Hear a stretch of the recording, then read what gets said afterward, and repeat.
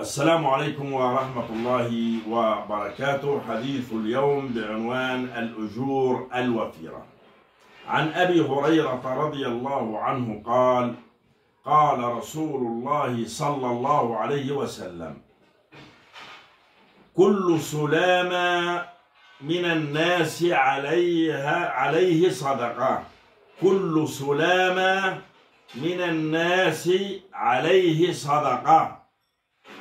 كل يوم تطلع فيه الشمس تعدل بين اثنين صدقة، وتعين الرجل على دابته فتحمله عليها أو ترفع له عليها متاعه صدقة، والكلمة الطيبة صدقة، وبكل خطوة يمشيها إلى الصلاة صدقة، وتميط الأذى عن الطريق صدقة. رواه البخاري ومسلم. شرح الحديث: كل سلامة من الناس عليه صدقة. السلامة هي مفاصل الجسم وأعضاؤه، أي أن كل يوم تطلع فيه الشمس فإن على مفاصل الإنسان كلها صدقة في كل يوم، وهذه الصدقة التي تكون من هذه المفاصل هي تحركها في الطاعة واشتغالها بالعبادة. ثم إن النبي صلى الله عليه وسلم ذكر أمثلة مما تكون به الصدقة، وهذا من قبيل التمثيل وليس من قبيل الحصر، لأن كل عمل صالح يتقرب به الإنسان إلى الله جل في علاه فهو صدقة، وهذه الصدقة في مقابلة ما أنعم الله به عليه من تلك السلاميات، إذ لو شاء لسلبها القدرة، وهو في ذلك عادل، فإبقاؤها يوجب دوام الشكر بالتصدق، إذ لو فقد له عظم واحد أو يبس أو لم ينبسط أو ينقبض لاختلت حياته وعظم بلاؤه، والصدقة تدفع البلاء. كل يوم تطلع فيه الشمس أتى بهذا القيد لئلا يتوهم أن المراد باليوم هنا المدة الطويلة.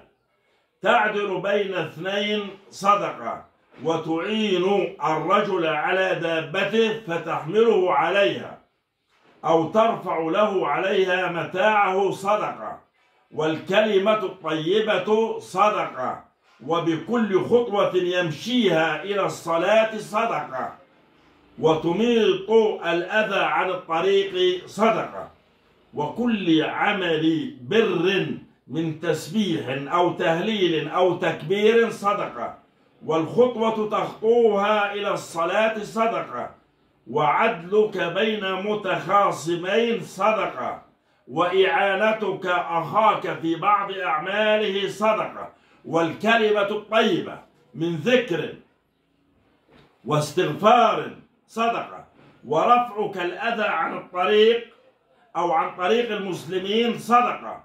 كل عمل صالح لك به صدقة. وقد جاء في صحيح مسلم عن النبي صلى الله عليه وسلم أنه قال: ويجزئ عن ذلك ركعتان تركعهما من الضحى.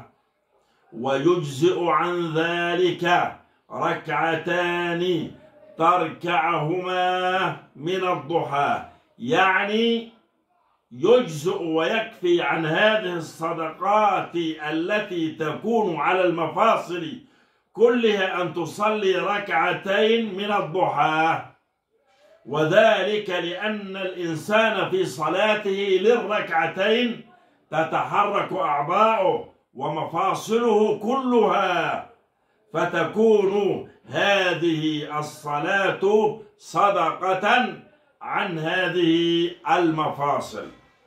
فوائد الحديث: إن تركيب عظام الآدمي وسلامتها من أعظم نعم الله تعالى عليه، فيحتاج كل عظم منها إلى تصدق عنه بخصوصه ليتم